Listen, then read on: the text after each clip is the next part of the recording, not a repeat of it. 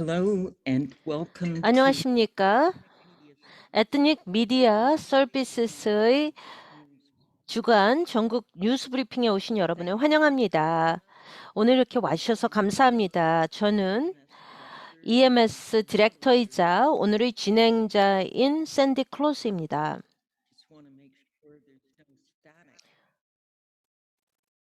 음질이 약간 불량한데요. 잘 들리십니까? 한국어 통역. see if it'll be a little clearer now.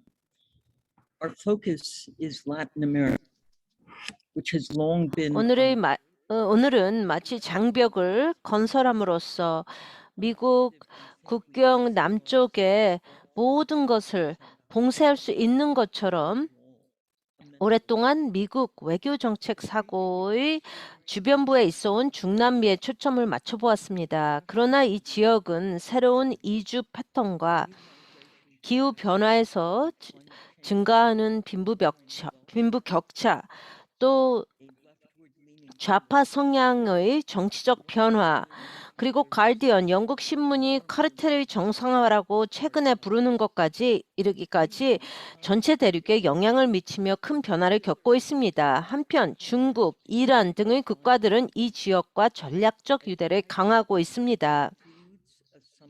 바이든 대통령이 일부 주요 국가를 제외한 중남미 지도자들과 정상회담을 주최함에 따라 우리 연사들은 변화하는 중남미에서 미국의 위험이 무엇인지를 평가할 것입니다.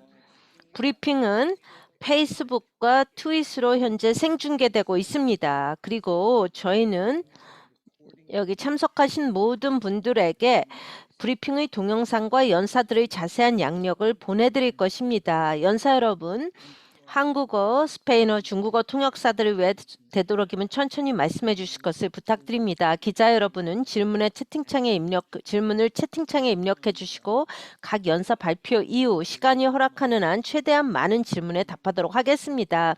연사 여러분께서는 직접 채팅창을 통해서 답을 하실 수 있다면 답을 해주시면 고맙겠습니다.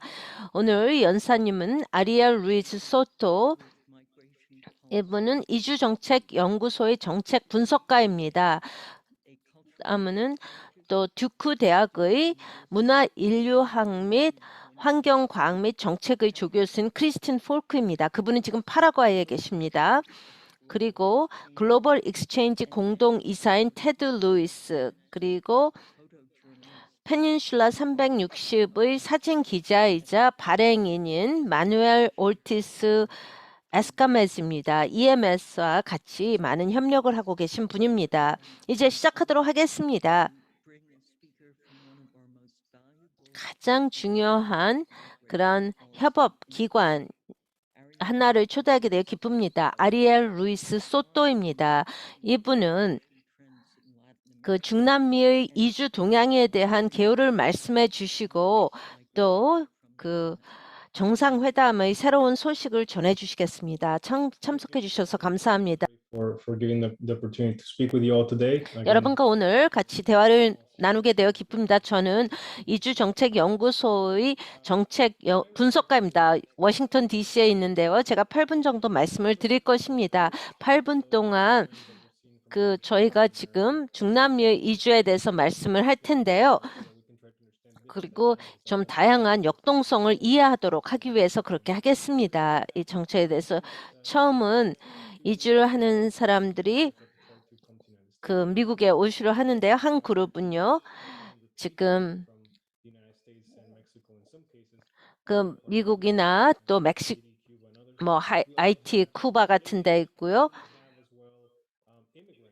또 이민자들이 있습니다. 이 법적인 절차를 통해서 기회라든지 가족이라든지 직장을 위해서 오는 사람들이 있고요. 지금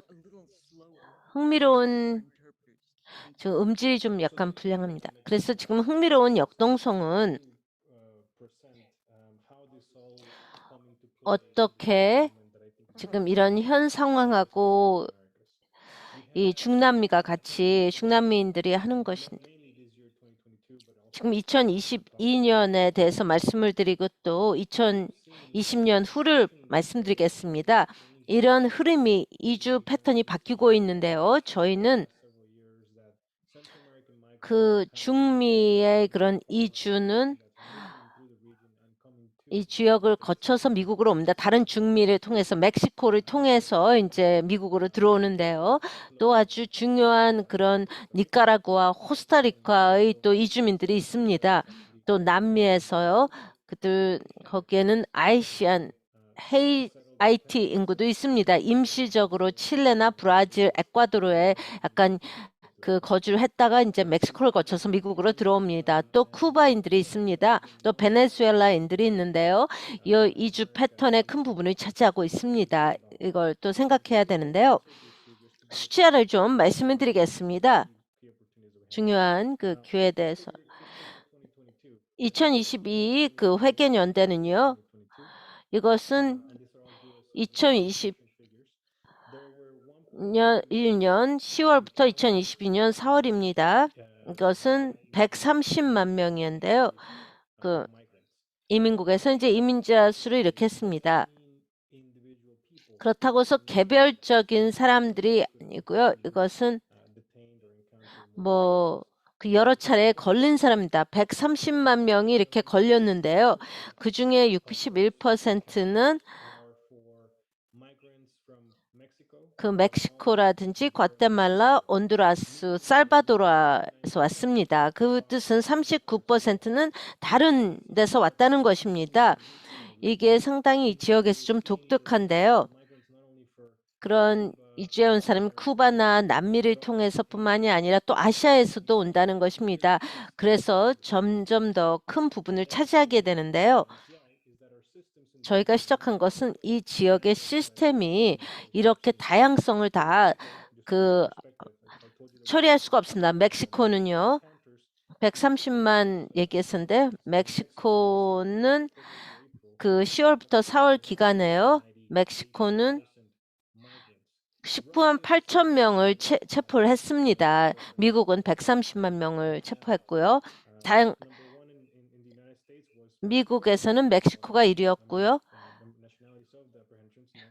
그 멕시코, 과테말라, 온두라스 3위, 쿠바 4위, 그리고 오는 베네수엘라였습니다. 이게 탑5 국가로서 이렇게 나오는데 멕시코를 거쳐서 또 오는 나라들입니다. 여러분이 지금 2021년을 다 본다면요. 멕시코는요. 이 체포한 사람이 30만 8천 명을 체포했습니다.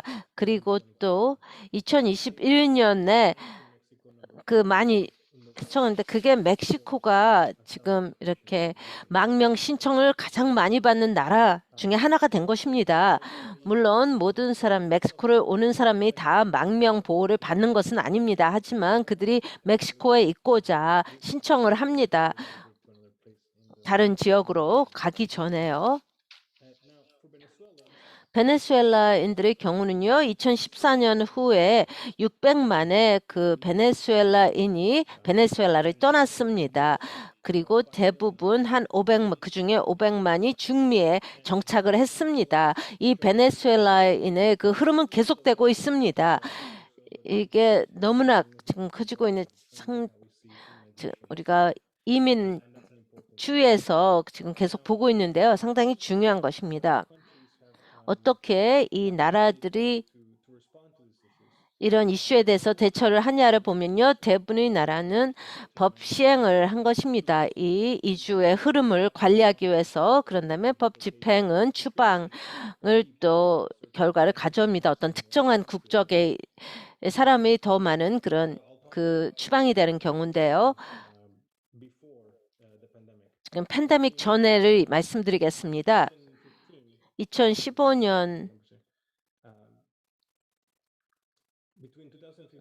2015년부터 2019년까지요. 저희는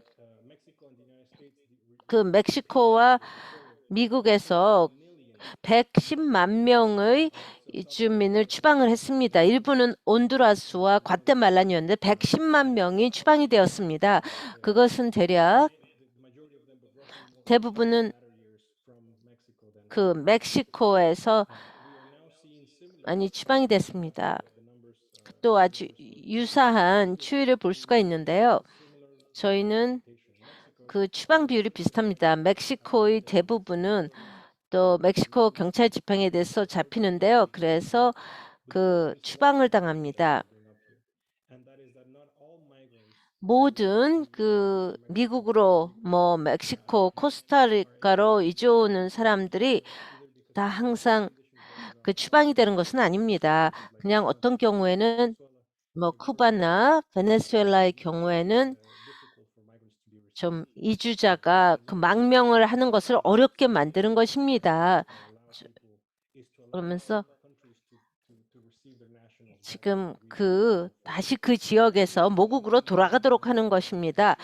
가족과 아이들은요, 지금 멕시코를 거쳐서 하는데요. 멕시코 국경을 거쳐서 또 미국으로 오려고 합니다. 그게 아주 중요한 부분인데요. 그 숫자가 감소하고 있습니다.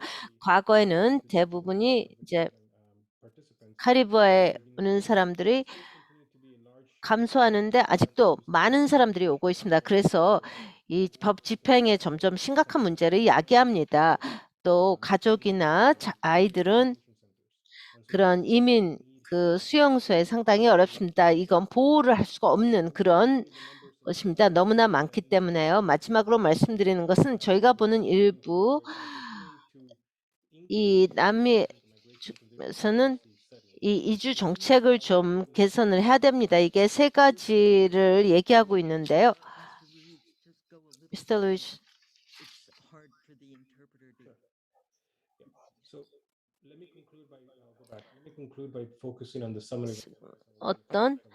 저희가 뭘 기대할 수 있는지 말씀을 드리겠습니다. 제가 드린 정보에 따라서요. 저희는 그 LA의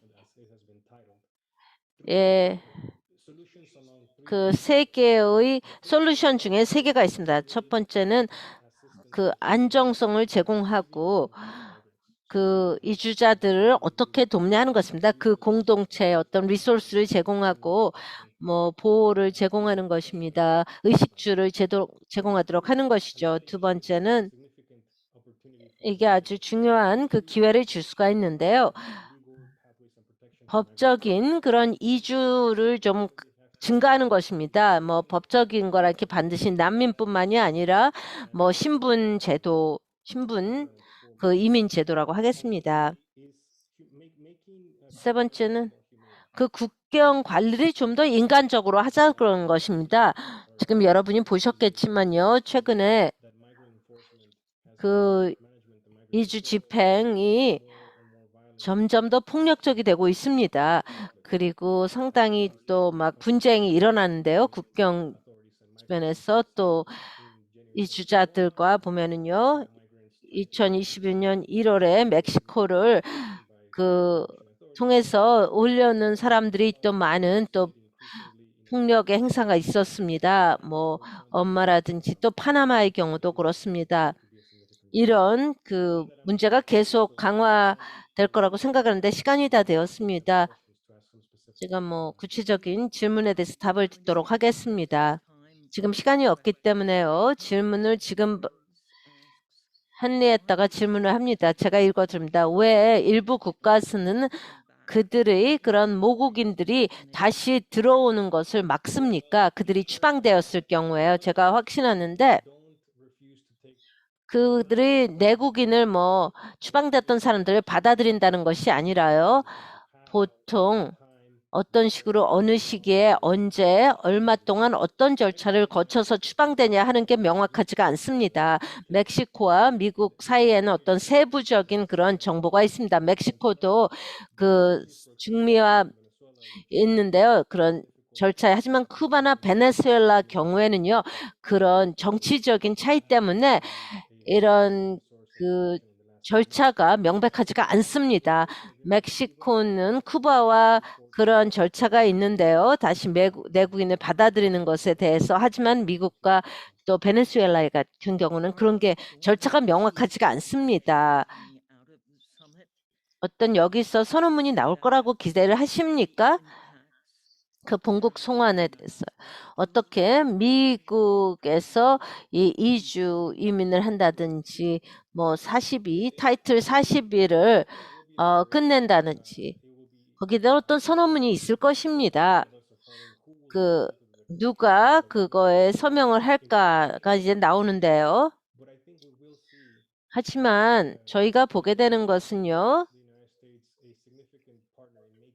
그게 이제 그 국경 관리를 좀 더 인간적으로 하자 하는 것인데요. 그게 어떻게 될지는 모르겠습니다. 여러분 아시다시피요. 바이든 행정부가 42 타이틀을 없애려고 했는데요. 법원에서 지금 걸려 있는 경우입니다. 이 경우에서는요.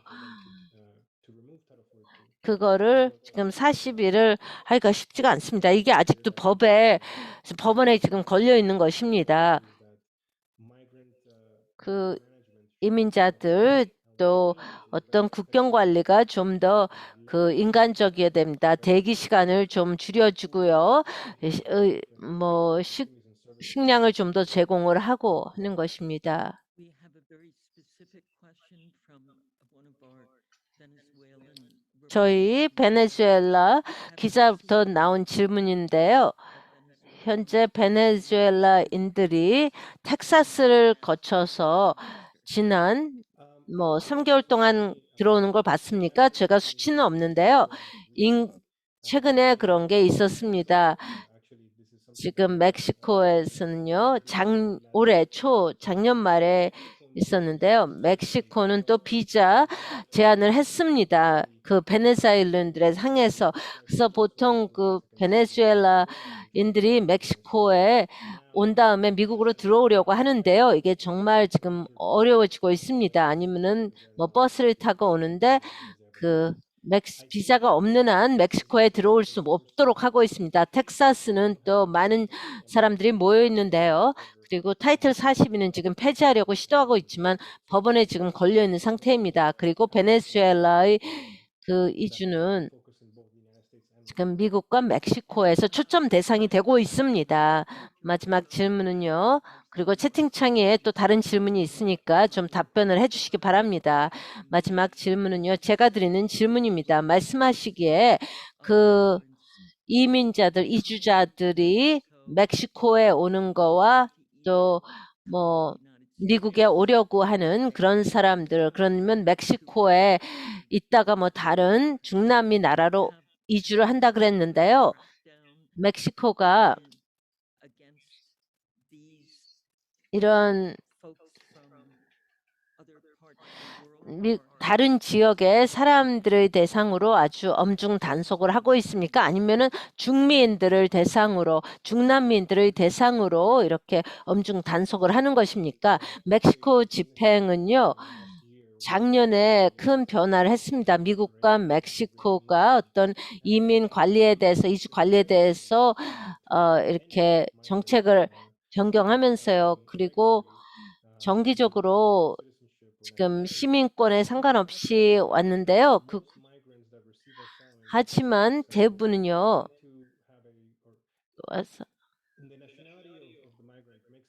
이주자의 그런 국적이 멕시코에 오는 것과 미국은 다르죠. 그 베네수엘라인들이 거의 90% 허가를 받습니다. 혼두라스나 아니면은 좀 70% 정도고요. 그리고 쿠바와 니카라인들은 또 IT 국민들은 거절당하는 경우가 상당히 많습니다. 이런 것 때문에 이런 흐름이 좀 다릅니다. 멕시코에서 미국으로 오는 게요. IT인, 쿠바인 또 니카라구아는 또 IT인과 니카라구는 그런 멕시코에서 보호를 받지 못한다고 생각을 합니다.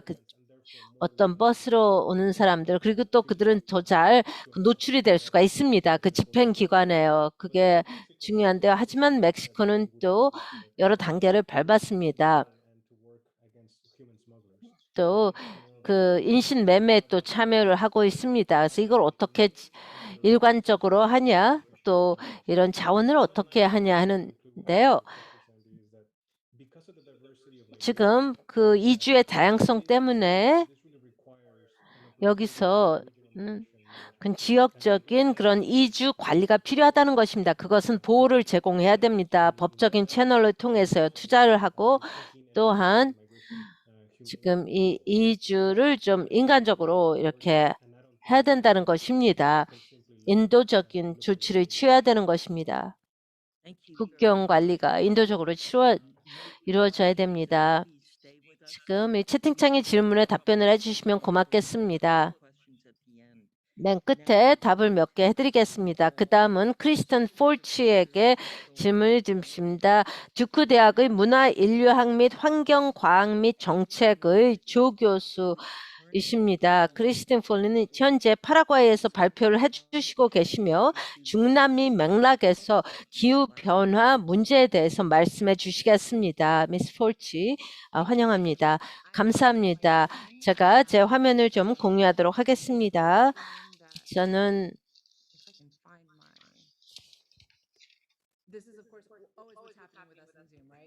줌으로 할 때마다 항상 문제가 발견하죠. 제 화면을 보여드리도록 하겠습니다.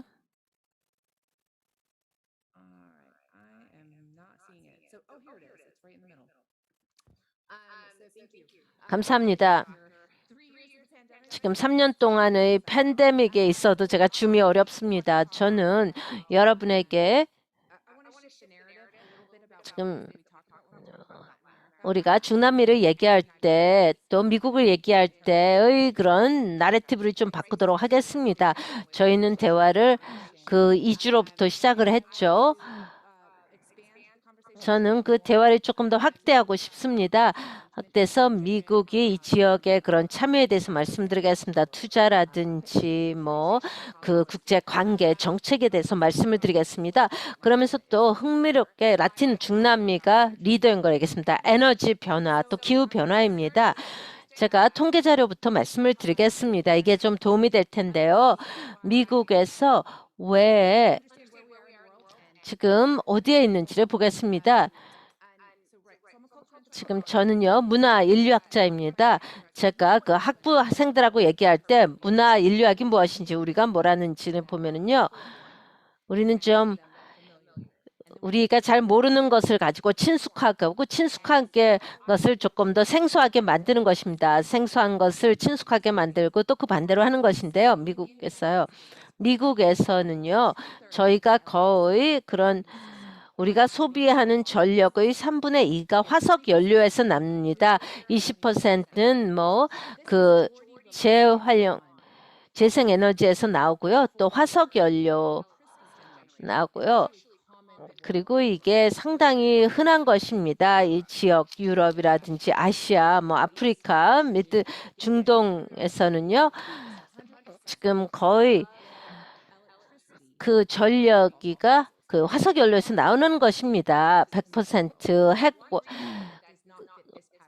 원자력은 20%, 재생에너지 20%요. 그리고 또 전력 생성해서 하고요. 그게 바로 100%가 다 중남미에서는요. 그 전력 생성의 3분의 2가 재생에너지에서 나온다는 것입니다. 그 뜻은 바로 한번 생각해 보십시오. 화석 연료 후에 어떻게 될지요? 경제적인 거, 정치성, 뭐 장단점들 중남미는 뭔가 보여줄 게 있습니다. 그리고 또 아주 흥미로운 기회를 제공을 하는데요. 미국이 같이 중남미와 관계를 맺을 그런 중요했습니다. 어떤 벽을 쌓는 대신에요. 장벽 대신에요. 이주 관리를 위해서요. 어떤 같이 우물을 만들어서 많은 사람들이 모이도록 하는 그런 거를 하는 게 좋을 것 같습니다. 뭐 경제 압력이라든지 정치 압력보다는요. 제가 약간 두 가지 이유를 말씀드리겠는데요. 그 재생 에너지에 관련해서요. 그게 여러분이나 일반인에게 관심 있을 수가 있는 것이라서요. 지금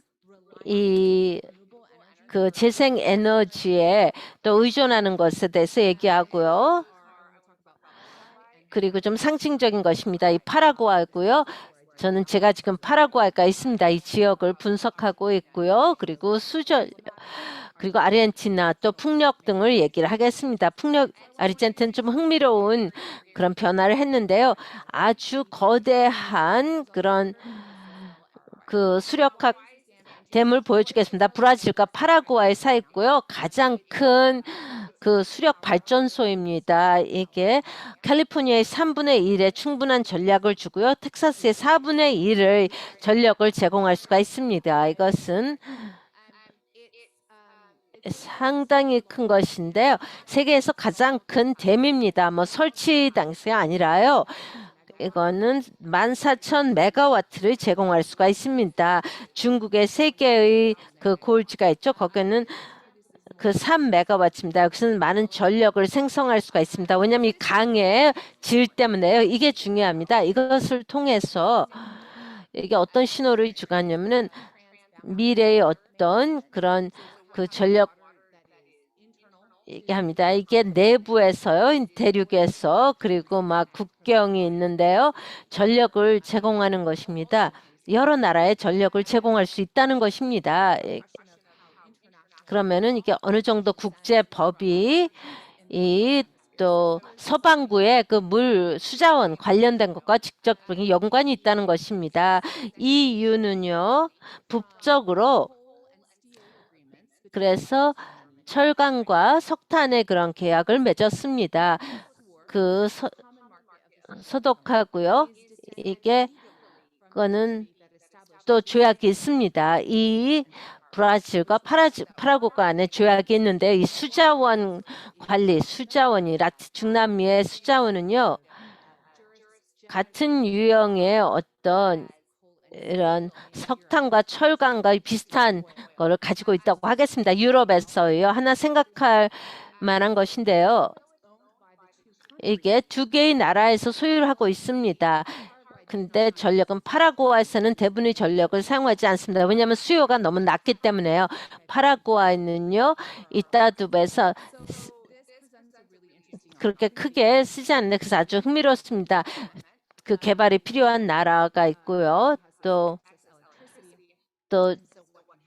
이런 전력이 굉장히 너무 넘칩니다. 그래서 그린 하이드로젠 암모니아가 있고요. 그린 하이드로젠은 그 전력 이동성요. 이거를 통해서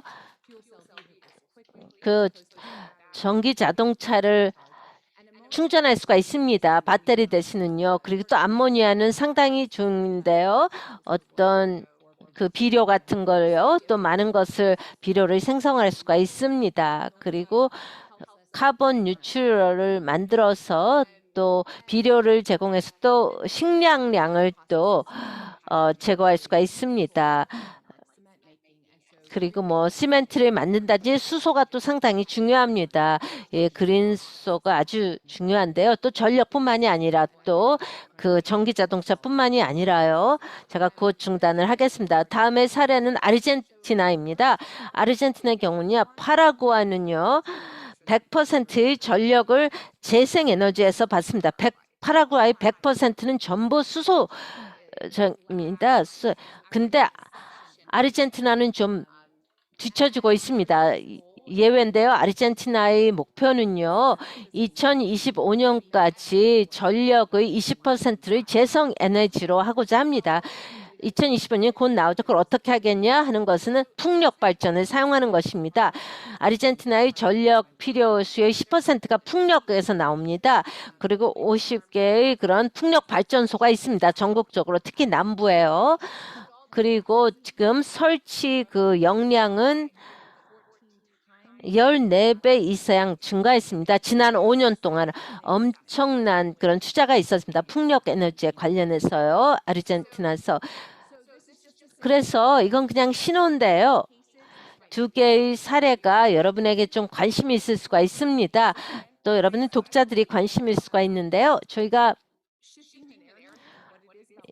지금 중남미가 미국에 뭐가 중요하냐를 볼 때요. 중남미는 지금 기후변화의 리더입니다. 또 기후 변화의 어떤 교차점에 놓여 있습니다. 이 아마존이라든지 아마존 지금 화재가 많이 나고 있습니다. 그리고 많은 나무를 잃고 있는데요. 지금 또 에너지와 또 기후 변화에 대해서 중남미에서 많은 일이 일어나고 있습니다. 거기에 신경을 쓰면 좋을 것 같습니다. 아주 훌륭한 발표인데요. 두 분 다 우리에게 지금 이 추적하기가 지금 좀 어려운 정보를 제공해 주셨습니다.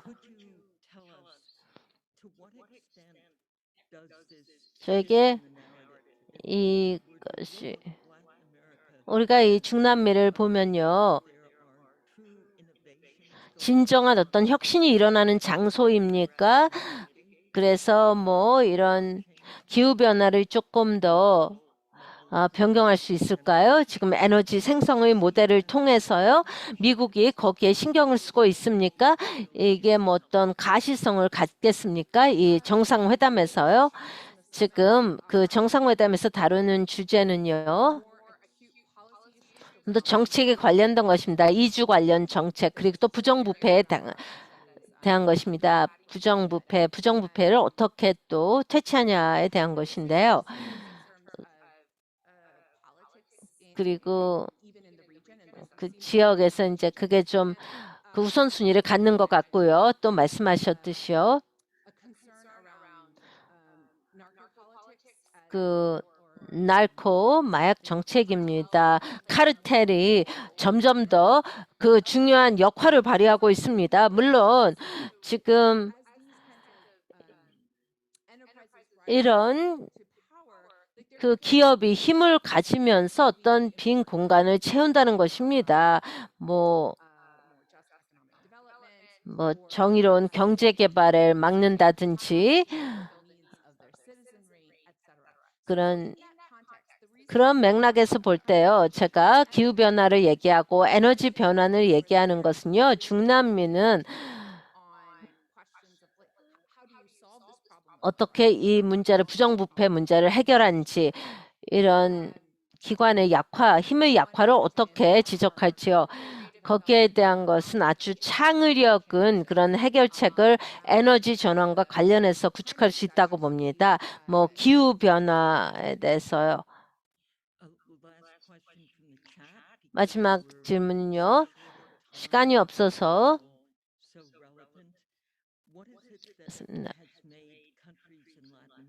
그 중남미의 나라 파라과이, 아르헨티나, 또 에콰도르나 뭐 다른 멕시코가 아주 혁신적인 그런 에너지 생성 또 기후 변화의 리더가 된 그런 이유가 뭐겠습니까? 한 가지 중요한 것은요. 중남미는 그 수소 발전을 계속했습니다. 그런 또 내부적으로 그걸 원했습니다. 그 화석 연료보다는요. 브라질이나 베네수엘라에서 대부분의 전력이요. 내부에서 소비하는 것이요. 그 수소에서 나온다는 것입니다. 또 어떤 볼리비아 같은데요. 는 경우에는요. 수력 전기로 합니다.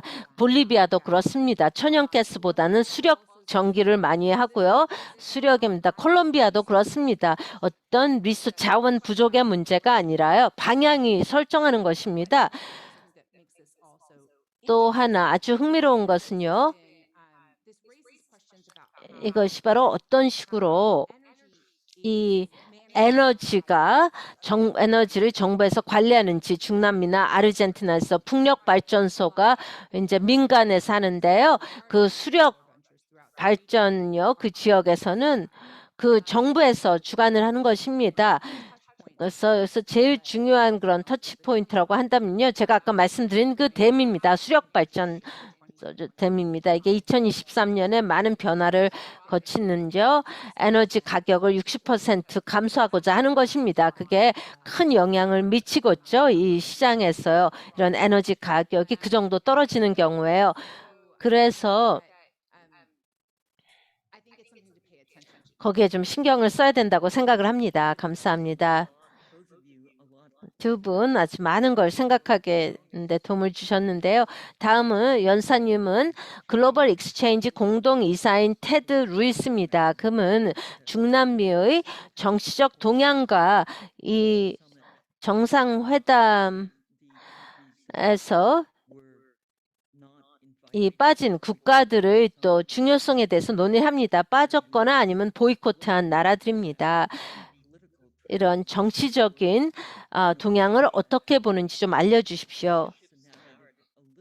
그래서 약간 그 나래티브가 뭐 반미 아니면은 뭐 찬미가 아닌 다른 걸 좀 보내주시기 바랍니다. 마이크를 켜서 말씀해 주시죠. 안녕하십니까? 이런 기회를 주셔서 감사합니다. 예, 이 정상회담은요, 지금 아시다시피 정상회담은 분열되었다. 멕시코 대통령은 참석을 안 한다. 그리고요. 또 지금 겉으로 보기에는요. 또 니카라구아, 베네수엘라, 쿠바가 이 정상회담에 참여를 합니다. 그래서 또 멕시코는 장기적인 그런 이 지금 어떤 현재 그 지역에서 반대를 하더라도 다 초대를 받아야 된다고 합니다. 그래서 그런 입장을 표명했고요. 그 온두라스, 과테말라 또 있습니다. 브라질은 또 다른 이유에서 또 리더들을 보내고 있지 않습니다. 그렇다고 해서 이런 나라들이 회담을 참석을 안 한다는 것이 아닙니다. 왜냐하면 멕시코 대표단이 있고요. 많은 작업을 하고 있습니다. 아리얼이 얘기했던 것이고요. 뭐 그런 여러 가지 주제에 대해서 작업을 하고 있는데요. 중요한 것은 이 전체 그 회담, 정상회담이 정치적인 큰 기름을 가지고 있다는 것입니다. 그거에는 미국의 음질이 좋지가 않아서 통역을 해드릴 수가 없습니다. 이 정상회담은 아주 독특한 그런 기회를 제공하는데요. 이 퀘벡에서 2001년에 시작된 회담입니다. 이게 그래서 하나 기억할 거는 그 회담이 얼마나 문제가 있었는지 제가 그때 있었습니다. 그 NGO가 있었는데요. 그게 많은 사람들이 그 시위자들이 엄청나게 많았습니다. 여러 나라에서 캐나다 전반에 퀘벡에 다 모였습니다. 3일 동안에 했던 것인데요. 그 퀘벡의 도시인데 많은 사람들이 기억을 못합니다. 왜냐하면은 그 당시에 그 충돌은요. 어떤 얘기였으면 그런 미국 잠깐만요. 9.11 사태가 일어났을 때요.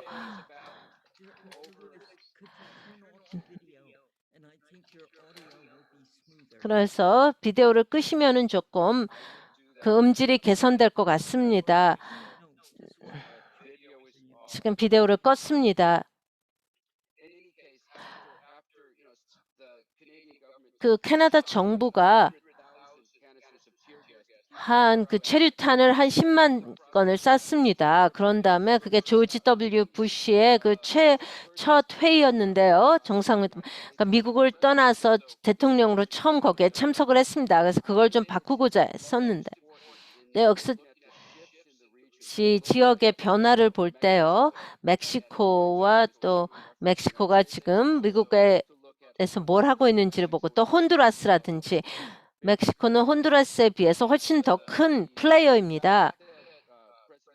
그리고 로페스 대통령이 그 정상회담에 가지 않았는다고 하는 것은 어떤 상징적인 것을 뜻합니다. 그 멕시코의 어떤 전통적인 그 외교 정책을 지금 의미하고 있다고 보겠습니다. 저희는 멕시코가 그 남반구에서 쿠바를 인정한 나라입니다. 뭐 아주 막 혁명적인 그런 나라는 되지 않았지만요. 1970년대에 미국이 그런 군 독재를 남미에서 지원을 할 때요.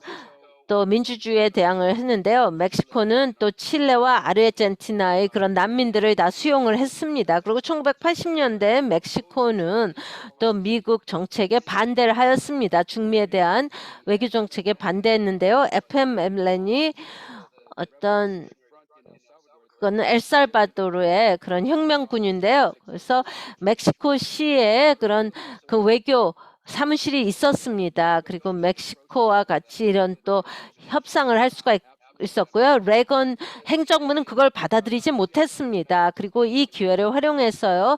또 80년대 이제 멕시코의 그런 또 외교에 대한 그런 독립성을 유지했습니다. 근데 지금 현재의 멕시코 대통령이 다시 이걸로 돌아가고 있습니다.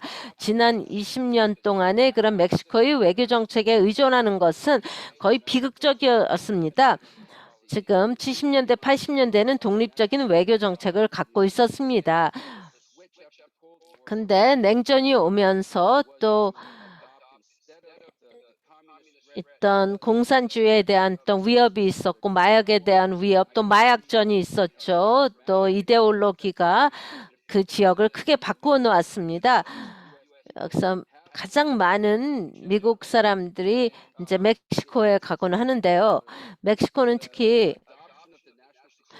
이 국가의 그런 안보 정책을 받아들이지 않았습니다. 그리고 미국이 멕시코의 그런 그 위협이 되었습니다. 미국의 그런 안보 정책이요. 그리고 계속 마약전이 나면서 멕시코가 계속 그 안 좋은 방향으로 나게 되었습니다. 로페츠 대통령은 지금 여기에 대해서 지금 독립성을 유지하고자 합니다.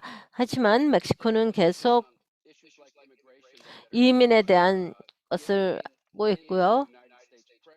미국의 어떤 압력을 가하고 있습니다. 그것이 뭐 내부의 이유이건 그건 좀 설명드리기 어렵지만요. 그건 상당히 중요한 순간입니다. 지금 이게 분열이 되고 있습니다. 로페즈 멕시코 그 행정부는 어떤 지금 반 정도의 그런 임기가 지났는데요. 이제 저희가 새로운 지평선이 열리는 것 같습니다. 멕시코의 그런 역할은요. 또 혼두라스는 지금 최근에 대선이 있었습니다. 그 최근에 대통령이 선출이 되었는데요. 그리고 또 그 쿠데타가 일어난 다음에요. 이 지역에서 오바마 행정부 때 일어났습니다. 그건 또 괜찮았죠. 왜냐하면 쿠바하고 문제가 있었던 것인데요. 이런 것이 상당히 그런 그 현재까지 지금 바이든 행정부가 하는 걸 좀 봐야 될 것 같습니다. 아마 초당적인 그런 것을 지금 하고 있는데요. 저희는 그 이민 정책이 많이 필요합니다. 왜냐하면 정치적인 어떤 올가미 같은데요. 이 정상회담은요.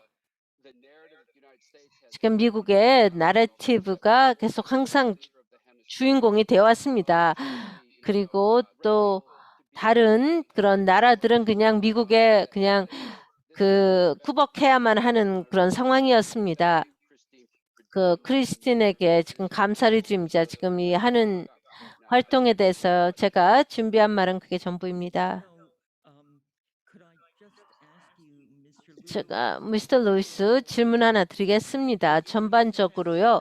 지금 말씀하시는 게 이 라틴 아메리카 중남미는요. 어떤 주기를 거친다는 것입니까? 미국처럼 어떤 경우에 뭐 좌파로 갔다가 우파로 갔다가 하는 식으로요. 그게 좀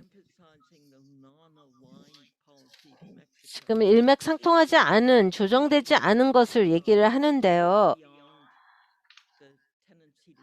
우리가 뭐 좌파 우파로 그렇게 봐야 되는 것입니까?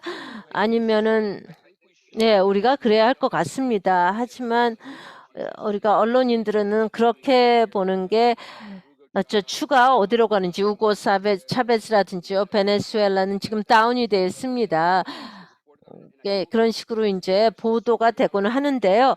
그게 어떤 현실이라고 할 수는 있겠죠. 하지만 지금 현재는요. 우리가 다른 데로 또 옮겨가고 있습니다. 추가. 그 많은 압력이 인기 있는 운동에서 나옵니다. 뭐 어떤 정부가 주인공으로 아직 갔습니다. 지금 마누엘이 여기서 얘기하겠지만요. 그 콜롬비아의 경우는요. 아주 중요한 선거가 나옵니다. 그 선거는 그 사회적인 운동에서 나오는 것입니다. 우리가 거기에 초점을 맞춰야 될 것 같습니다. 지금 여기서 나오는 그런 솔루션요. 뭐 이민이라든지 이주라든지 기후변화 같은 것은요. 또 지금 우리 미국은 화석 연료에 초점을 맞추고 있습니다. 그건 어떤 자살과 비슷하다고 하겠는데요. 그리고 어떤 인기 있는 그런 운동에 우리가 따라가야 할 것 같습니다. 그 언론인들이 그걸 주시해야 하는데요. 그게 아주 그 새로운 것이라고 하겠습니다. 아주 많이 도움이 되었는데요. 지금 다음 연사를 소개하겠습니다. 이분은 마누엘 올티스 에스카메즈입니다. 이 페닌슐라 360의 사진 기자이자 발행인데요. 이분은 멕시코에 기사를 많이 달습니다. 이제는 미디어 플랫폼인 을 운영하고 있습니다. 그 북가주의 미디어 플랫폼입니다. 페닌슐라 360입니다. 이제 최근에 그 콜롬비아의 선거를 다루고 왔습니다. 지금 마지막 발표는요. 그 폴란드에 갔을 때 했습니다. 또 우크라이나 갔을 때에서 말씀을 해주셨는데 아주 훌륭한 또 사진을 또 알려주셨습니다. 저는 또 사진이 많이 그립습니다. 그리고 또 저에게 이 모든 사람들과 또 공유할 수 있는 사진을 또 보내주시면 고맙겠습니다. 그렇게 해주신다고 말씀을 해주셔서 감사합니다. 오늘 이렇게 와주셔서 감사합니다. 샌디 감사합니다. 또 에트닉 미디어 서비스에 진심으로 감사드립니다. 제가 몇몇 사진을 보여드리도록 하겠습니다. 제 화면을 보여드릴게요.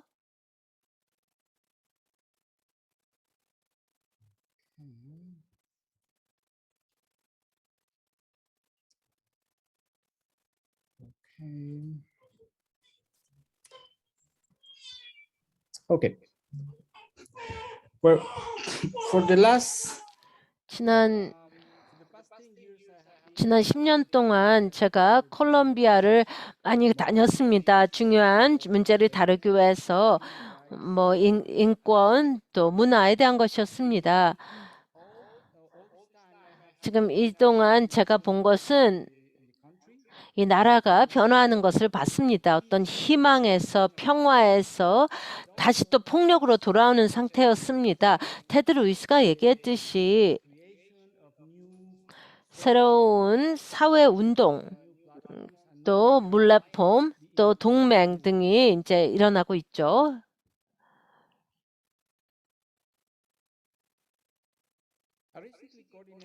최근에 그 콜롬비아에 같이 언론을 갔습니다. 첫 선거를 다루었는데요. 이게 5월 29일에 갔습니다. 글로벌 익스체인지에 그런 후원을 받았습니다. 또 미디어 아울렛이 같이 갔는데요. 에트닉 미디어 서비스도 같이 참여했습니다. 두 번째는 6월 19일이 되겠습니다. 제가 말씀드리고 싶은 것은요. 저는 콜롬비아에 여러 차례 갔습니다. 저는 그지만 콜롬비아의 전문가는 아닙니다. 내가 콜롬비아에 갈 때마다 아주 훌륭한 나라인데요. 질문이 더 계속 생깁니다. 그 답보다는 질문만 납니다. 저는 저희 경험에 대해서 말씀을 드리겠습니다. 그리고 또 그러면서 제 사진을 좀 보여드리도록 하겠습니다. 제가 그 만났던 사람들입니다. 그래서 아마 여러분에게 좀 아이디어를 알려줄 수 있을 것 같습니다. 콜롬비아에서 무슨 일이 일어나고 있는지에 대해서요. 그리고 콜롬비아의 일부 지역에 대해서요.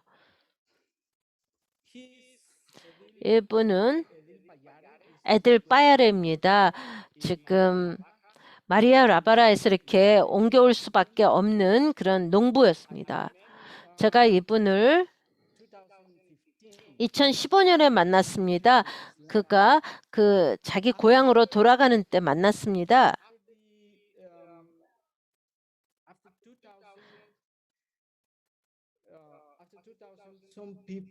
2000년 후에 지금 이 지역을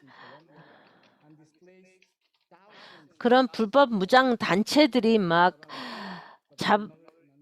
여기를 지금 통제를 가졌습니다. 그래서 많은 농부들이요. 그리고 이제 평화 합의서가 있었는데요. 콜롬비아하고 일부는 그래서 2013년부터 2014년, 2015년에 자기 고향으로 돌아가는 게 있었습니다. 그리고 여기 보시다시피 자기 본고장을요 다시 찾기로 했는데 문제가 있었습니다. 지금 알바로 리베 그 행정 기간 중에요.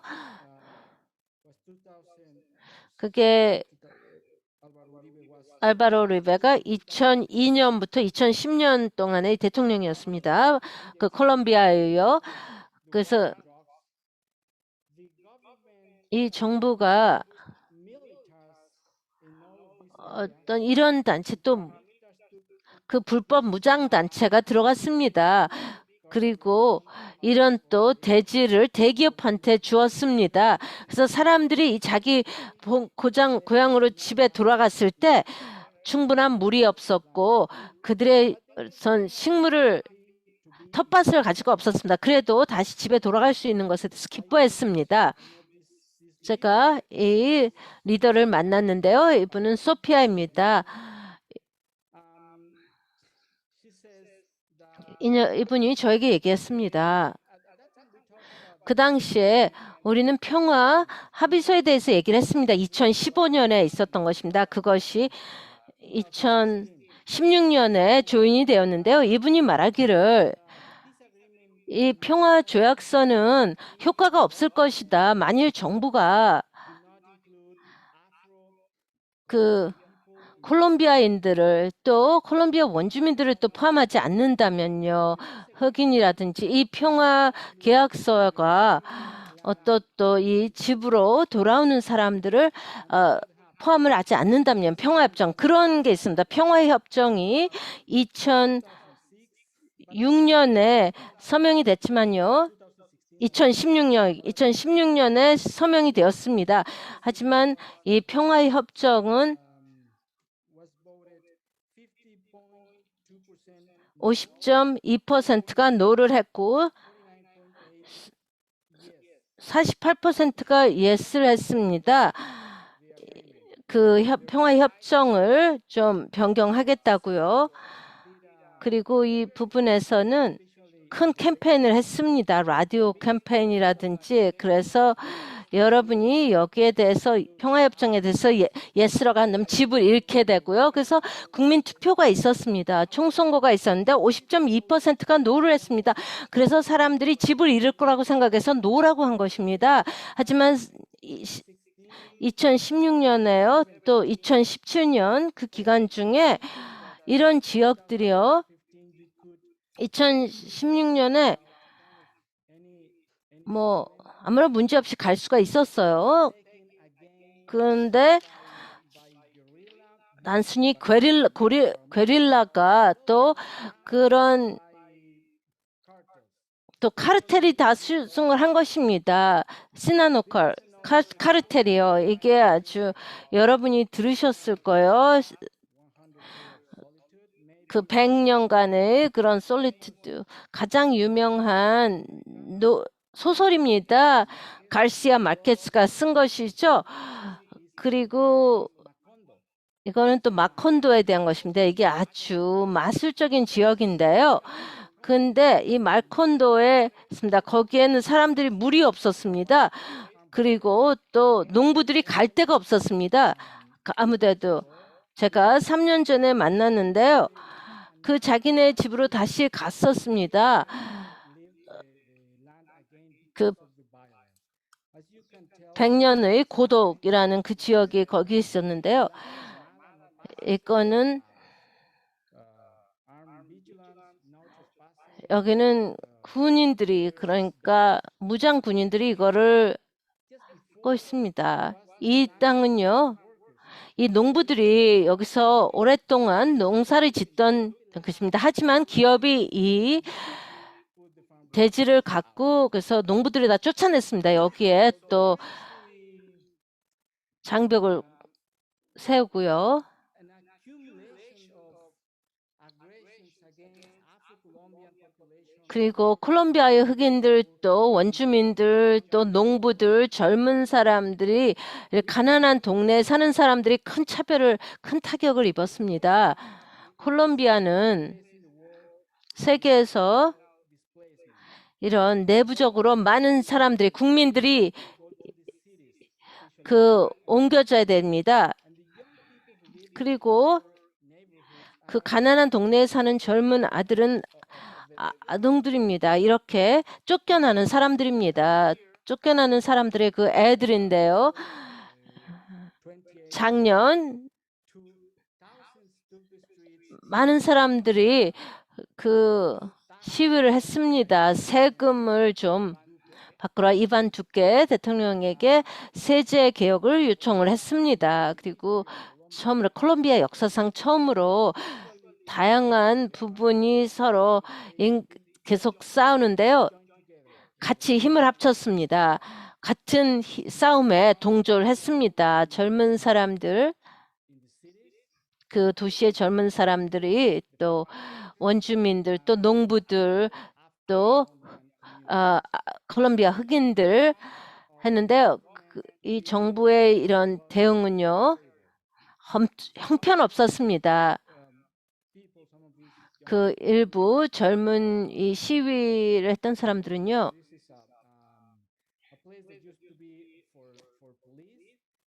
그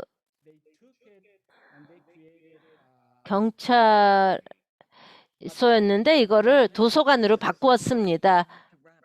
지금 빨리 끝내야 될 것 같습니다. 우리가 질문을 할 수 있도록요. 지금 시간이 많이 없습니다. 네, 알겠습니다. 그 정부의 대응은 아주 형편이 없었습니다. 이 암살, 이런 수백 명의 젊은 친구들을 암살을 하고 사라졌습니다. 많은 애들이 사라졌습니다. 이 전술은 또 칠레에서 그 젊은 친구들에게 총을 겨누었습니다. 또 눈을 쐈습니다. 눈을 총알로 이렇게 쐈습니다. 그래서 지난 번에 콜롬비아 갔을 때 만났던 사람인데요. 우리가 이제 또 두 번째 이런 선거가 있을 텐데요. 지금 좌파의 그런 그 후보 중에 한 분입니다. 이상 제가 좀 페트로는 프란시아 마르케스는 지금 콜롬비아 흑인 리더입니다. 이분은 바로 현재 새로운 희망을 대표하고 있는 것 같습니다. 이 지역에요. 제가 그렇게 끝내도록 하겠습니다. 질문을 받겠습니다. 아주 완벽한 사례를 저에게 보였습니다. 이렇게 어떻게 사회운동이 미스터 루이스가 말한 사회운동에 우리가 주의를 기울여야 된다는 걸 보여주셨습니다. 이런 것이 어떻게 변화하는지를 보여주셨는데요. 아주 상당히 훌륭한 것이었습니다. 저희 연사들에게 마지막 질문을 하나 부탁드리겠습니다. 지금 시간이 다 돼서요. 저희는 지금 정상회담이 지금 오늘 끝나는데요. 루이스가 얘기를 했습니다. 그 칼럼을 어떤 또 이주 동향에 대한 또 이주정책연구소에서 또 논문을 썼습니다. 또 마누엘이 아주 훌륭한 사진을 볼 거고요. 또 크리스틴이 훌륭한 질문을 발표를 해주셨습니다. 마지막 질문입니다. 중남미는 라틴 아메리카는 지금 현재 지금 이런 사고가 지금 그렇습니다. 키신저가 20년 전에 얘기한 거는요. 우리가 주의를 기울일 만한 지역이 아니다라고 그렇게 했습니다. 하지만 이제는요. 신경을 써야 되겠습니까? 이 정상회담을 통해서 우리가 중남미를 좀 더 심각하게 받아들여야 하겠습니까? 그리고 또 이 사회 운동이 계속 증가하면서 또 에너지 생성 모델을 우리가 따라야 하겠습니까? 이 이주 동향을 대해서 말씀을 해주셨는데요. 저희는 지금 어떤 이 터닝 포인트에 있습니까? 우리가 라틴 아메리카의 중남미를 이해하는 데 있어서요. 아니면 제가 뭐 어떤 전환점을 맞고 있습니까? 아니면 제가 너무 낙관주의자입니까? 지금 어떤 미국의 그 중남미의 변화는 미국의 어떤 자명종을 준다고 하겠습니다. 이런 그 중남미 나라에서요. 이주가 가장 중요한 문제라고 하겠습니다. 그게 지금 베네수엘라가 이 정상회담에서 또 쿠바하고 니카라구아가 빠졌습니다. 그런 거 볼 때 또 과테말라 또 있는데요.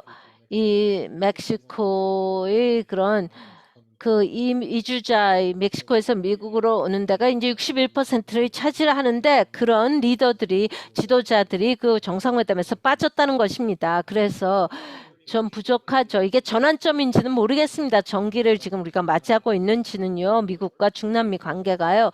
하지만 누가 관여를 하고 어떤 일이 지금 일어나고 있냐에 따라서 다르겠죠.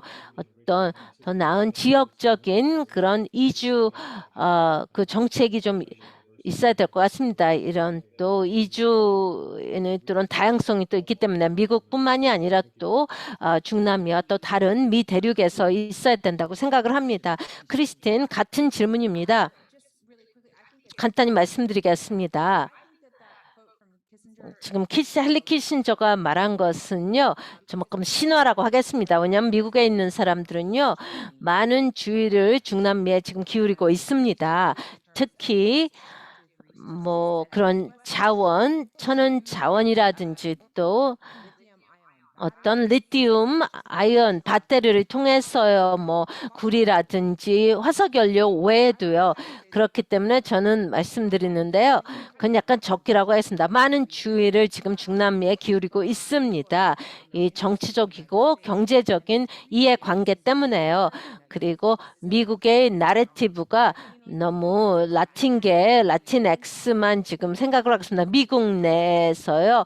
뭐 아니면 또 뭐 기후의 어떤 그런 난민들에 대해서요. 하지만은 이미 많은 주의를 중남미에 기울이고 있다고 저는 말씀드립니다. 하지만 좀 더 이주와 관련된 게 더 많은 주의를 받고 있기 때문에요. 하지만 지금 많은 그런 어떤 다양성이라든지 또 뭐 자원 같은 거. 제가 그 질문에 대한 답을 그렇게 드리겠습니다. 감사합니다. 미스터 루이스 말씀해 주시죠. 저희가 어떤 전환기를 맞고 있습니까? 모르겠습니까? 샌디가 너무 낙관주의인지. 하지만 우리가 싸워야 합니다. 우리는 그 프란시아 마르케스 같은 사람들이 더 끌어야 됩니다. 어떤 생태계라든지 기후변화는 상당히 다릅니다. 지금 저희는 그런 리더십이 있기를 바랍니다. 그리고 또 라틴엑스 공동체가 상당히 크고 커지고 있습니다. 그게 중요합니다. 디아스포라를 통해서 우리가 많은 지혜를 얻을 수가 있습니다. 미국 내에서. 그래서 그런 필요한 변화를 우리가 할 수 있다는 것입니다.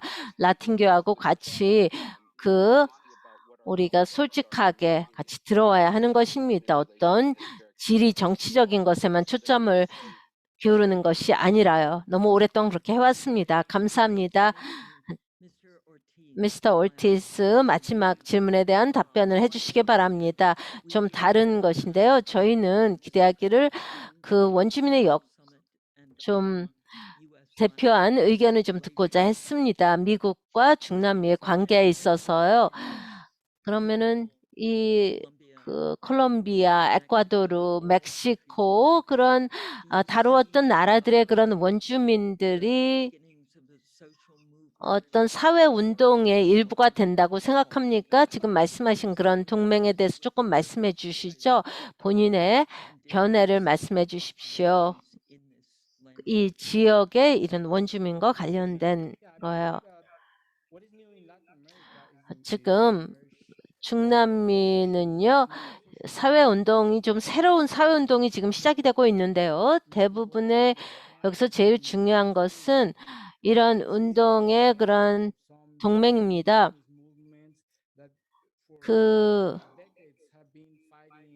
수십 년 동안 계속 그 공동체와 싸우고 고립된 것이었습니다. 그리고 뭐 다른 또 지역사회와 그 소통하는 것도 그렇게 많지 않았습니다. 미국도 어느 정도 그런데요. 근데 저희가 이해한 것은 이제 한 지역에서 일어나는 것, 콜롬비아에서 일어나는 것이 또 멕시코에서도 일어나고요. 그게 다 영향을 미친다는 것입니다. 또 멕시코에서 일어나는 것이 미국에서 또 영향을 미칩니다. 우리가 이제 그걸 이해하기 시작한 것 같습니다. 콜롬비아에서 누가 승자가 되건 제 생각에는 우리가 보게 될 거는 이 사람들이 같이 일하면서 어떤 사회적인 변화를 가져올 수 있다고 생각을 합니다. 지금 정부에서 일하는 사람 뭐예요?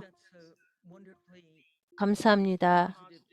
아주 저희 긍정적인 말씀해 주셔서 감사합니다. 참가해 주신 모든 분들께 감사드립니다. 경험과 또 여러분의 안목을 또 전문성을 공유해 주신 데 대해서 감사드립니다. 또 감사드리고요.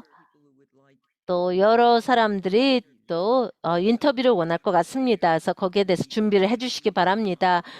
저희가 또 계속 여러분들의 활동을 주시를 하겠습니다. 여러분 즐거운 주말 보내십시오. 이제